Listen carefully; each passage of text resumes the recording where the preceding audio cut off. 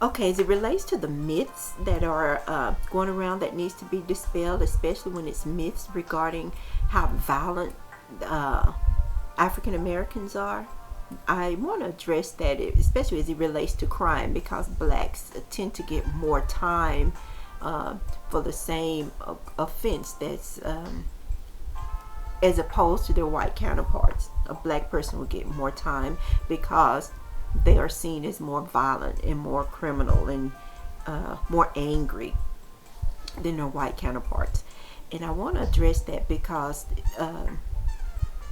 history reveals that being violent and raping women and children and murdering is actually not the history of African Americans.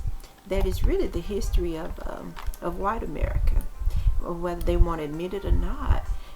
Every history book that reputable will tell you that that's just not our history, that's their history.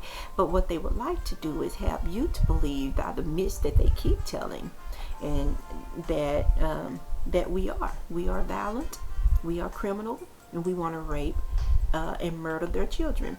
And so I think it's a spirit of Adolf Hitler, because Adolf Hitler said if you tell a lie and you repeat it and get enough people to repeat it, then that then becomes the truth. So what they've done strategically is that they've told this lie, and when I say they, I'm talking about white America. They'll tell this lie about how violent we are. They're getting threats of this, that, and the other, and how criminal we are. And so then they get enough people repeating it, and all of a sudden it's the truth, or so they think it is, when I'm telling you that it isn't the truth. It's a myth. For example, when we talk about Tracy Carver, who was the instigator at this recent McKinney pool party here in Texas.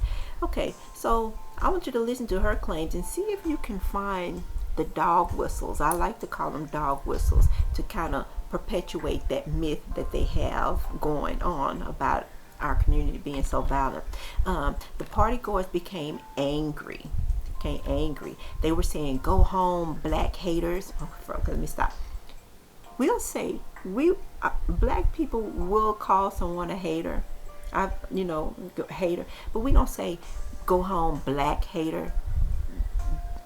They don't even sound like us, okay? But anyway, no one talks like that. She goes, "The gate was lined 3 rows deep with dozens of what appeared to be disrespectful, unruly, and violent teens and young adults. And my kids were screaming in terror, traumatized. They were traumatized. And the alleged violent threats of rape and murder." Really. And to go to, there's another instigator at that pool party. His name is Brian Gessner, who's piggybacking on what she's saying. She's saying, Brian Gessner saying this was a Twitter party that turned into a mob event. Okay, they were jumping the pool fence, assaulting 2 security guards, attacking a mother with 3 little girls. He goes on to say the kids were drinking and smoking weed, and they wouldn't listen to any of the adults around there. Okay, they wouldn't listen to any of the adults. They were drinking and smoking weeds. The police were called on the scene. I haven't heard any reports of drinking and smoking weed. Weed lingers. The aroma lingers. I haven't seen any reports of a weed aroma in the air. So they are creating these myths, and then people are repeating them, and it just isn't true.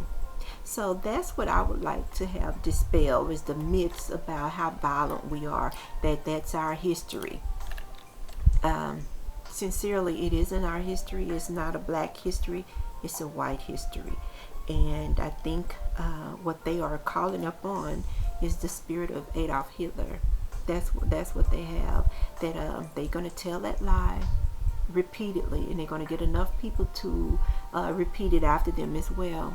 And then before you know it, that's what people will be believing, and that's what they'll think is true. And it's not true. It's only a myth.